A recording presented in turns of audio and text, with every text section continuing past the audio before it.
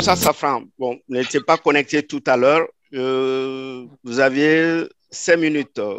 Ok, bonsoir à tout le monde et bonjour à ceux qui sont du côté des États-Unis et autres. Je tiens à remercier M. Koné pour l'organisation de cette réunion virtuelle. Peut contribuer beaucoup plus ici à l'avancement du parti en termes de communication, parce que la communication aujourd'hui, comme on dit, c'est le quatrième pouvoir. Donc, c'est tel que tout le monde s'en sert aujourd'hui pour se positionner. En ce qui concerne ici le mot, l'ordre du jour d'aujourd'hui qui concerne ici le positionnement du PADES, Parti des démocrates pour l'espoir dans la transition en République de Guinée. Je peux dire que depuis que cette transition fut amorcée le 5 septembre dernier, le parti PADES a été toujours, à travers son leader éclairé, le président Dr Ousmane Kaba, un acteur majeur aujourd'hui qui domine le débat sociopolitique de notre pays en termes de contribution ici pour la réussite de la transition, mais aussi en termes ici de leadership. Parce qu'il y a beaucoup de leaders en République de Guinée, mais nous savons aujourd'hui quel est le leader le plus médiatisé, quel est le leader aujourd'hui. Tous les médias se dirigent, tous les médias veulent qu'il passe sur leur antenne, et c'est un truc de Ousmane Kaba. Et ça, c'est à travers son franc-parler et à travers ici le problème de la République de Guinée, le problème qui n'a jamais cessé de dénoncer depuis que Alpha Condé était aux affaires, et jusqu'à ce qu'il a été ici mis à l'écart du pouvoir à travers ici le groupe de forces spéciales, le groupement des forces spéciales.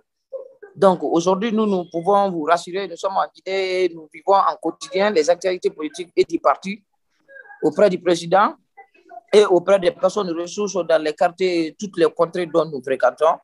Le parti est aujourd'hui un parti que les Guinéens aspirent. Confiance et un parti que tous les Guinéens ont dans leur tête aujourd'hui, que si ce parti a le pouvoir, ce parti peut changer la Guinée. Et il faut mentionner même que le parti PADES a une très grande chance. Parce qu'à travers les dernières informations liées à la télévision nationale hier, qui concernent ici l'engagement ici des audits, dont les dossiers lourds ont été touchés, dont on peut dire que tous les leaders corrompus qui ont géré à un moment donné ces pays ont les mains sales et ils ont les mains liées. Donc, si nous allons entamer très prochainement cet audit, ça va éclaircir encore nos concitoyens quel leader il faut suivre. Mais ce que je vais souligner au cours de cette conférence pour ma petite intervention, on doit réadopter ici notre discours. Il faut que nous réadaptons notre discours. Les discours de 2010, 2015, 2020 ne peuvent pas être les mêmes discours en 2020, en 2022. Ça, c'est partout, que ce soit en Guinée, en France, aux États-Unis, en Asie, partout. Il faut que nous réadaptons notre discours. Au lieu de se focaliser maintenant, ce qui n'a pas marché, on doit se focaliser sur ce que nous voulons faire. Donc, j'aimerais bien que le président soit en ligne parce qu'il poursuit cette intervention. C'est très important.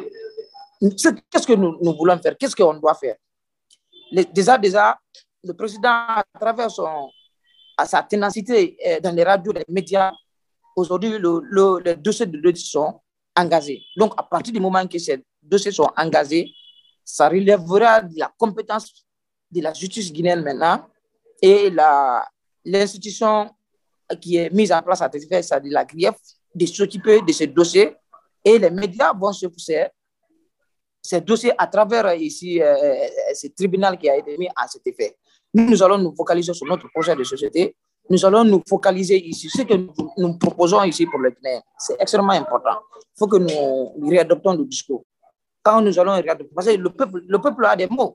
Le peuple ici a ses préoccupations. Le peuple a faim. Le peuple a faim parce que ce peuple a été engagé ici dans une propriété qui ne dit pas son nom. Les gens ont amassé toutes les richesses minières de ces pays.